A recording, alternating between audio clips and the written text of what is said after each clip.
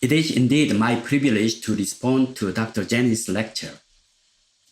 I met Dr. Jennings in person at one of the missiology lectures a few years ago, when I was very much challenged by his thought-provoking exposition on the topic of race.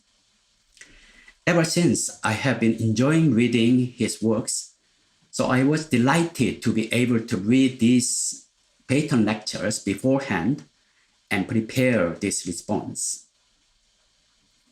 The first lecture laid the groundwork for his own critique of Christian doctrines of creation. In this lecture, Dr. Jennings presented his key arguments on the three pedagogical shortcomings in Christian thought, and then argued for the threefold reordering of our theological thinking.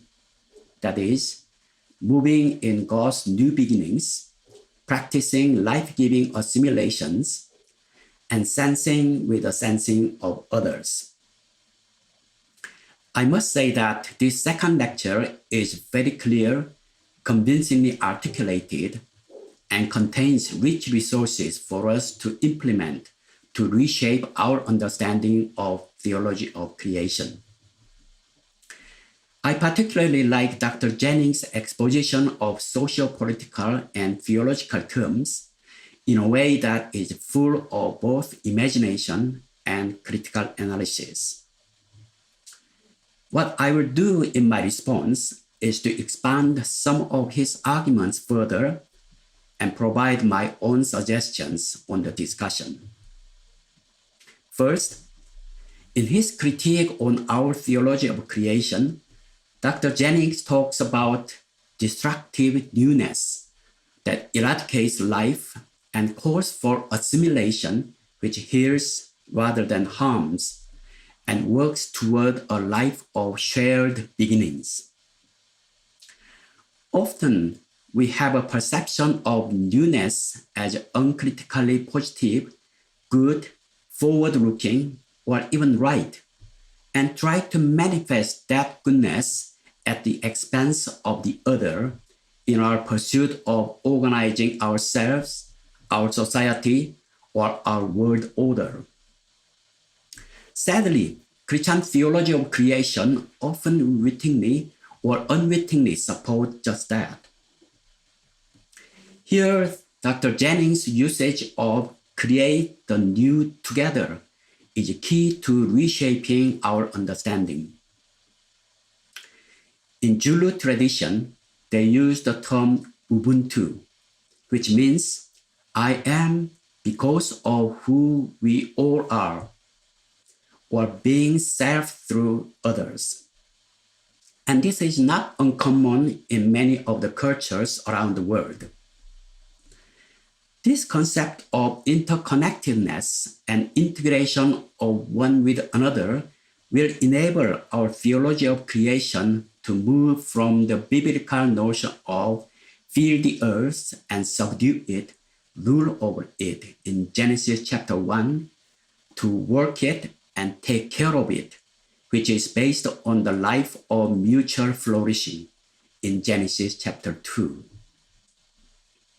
Second, when Dr. Jennings imagines an assimilation, he talks about the vital role of the Spirit of God. In fact, I would say that his emphasis on the Spirit is both challenging and refreshing. The Spirit not only heals, but also helps us to move into new beginnings. Sensing the sensing of others breaks our obsession with possession and control, which is so dominant in the process of colonization. Dr. Jennings challenges us to move from the culture of break, separation, and inclusion to a culture of continuum, connection, and overlap. Now, this idea of shift from one culture to another was forcefully presented by Jung Hyung-kyung, a Korean theologian, in her controversial presentation at the WCC conference at Canberra in 1991. She challenged us to move from anthropocentrism to life-centrism, from habit of dualism to the habit of interconnectedness, and from the culture of death to culture of life. For this to happen, John welcomed the Spirit of God and danced with her, I quote, letting ourselves go in her wild rhythm of life, unquote. Similarly, Dr. Jennings invites us to go deeper into the Spirit's presence and let the Spirit lead us into what he calls the uncultivated path, which Christians often bypassed in the midst of colonial modernity.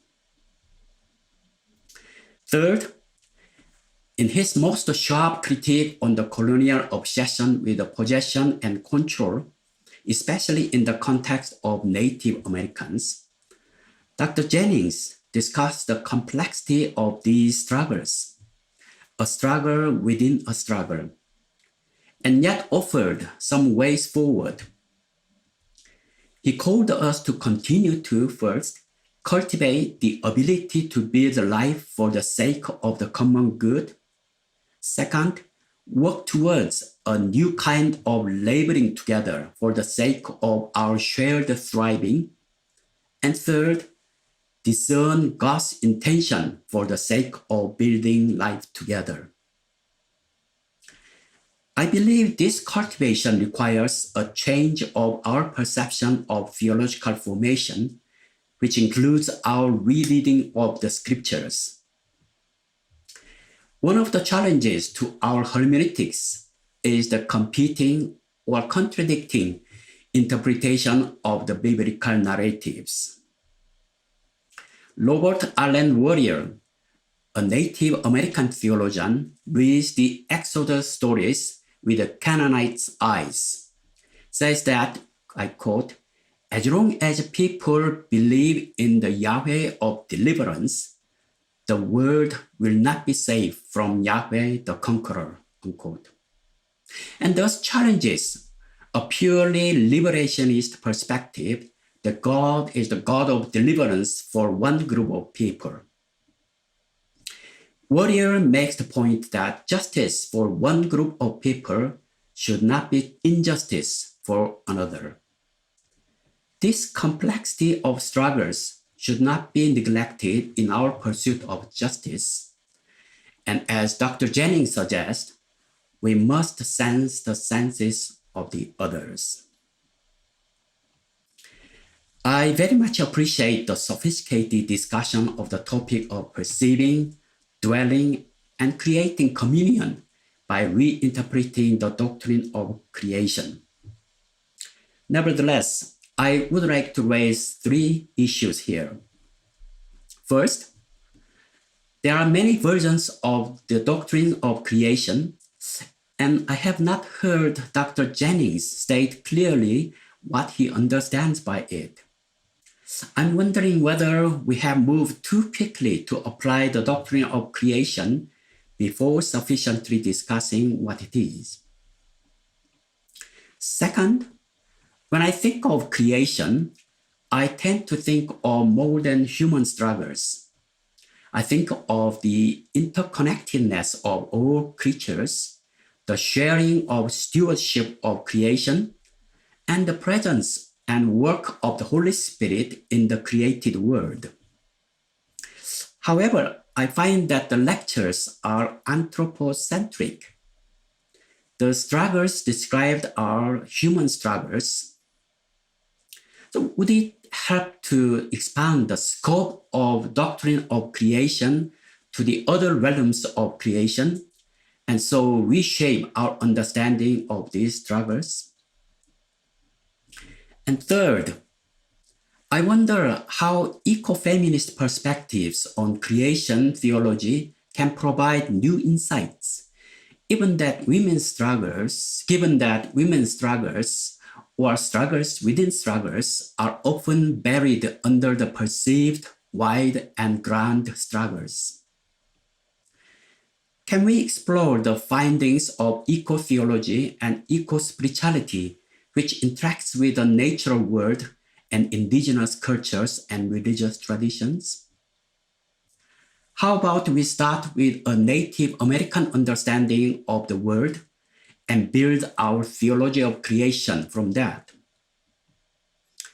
Perhaps we can follow up these questions in our further investigation of the doctrine of creation. Again, I wish to applaud this deep and profound articulation of the topic provided by Dr. Jennings. As always, he challenges us not to stay in a conventional theological mode, but to move beyond it for further knowledge of God and to see his fuller creation.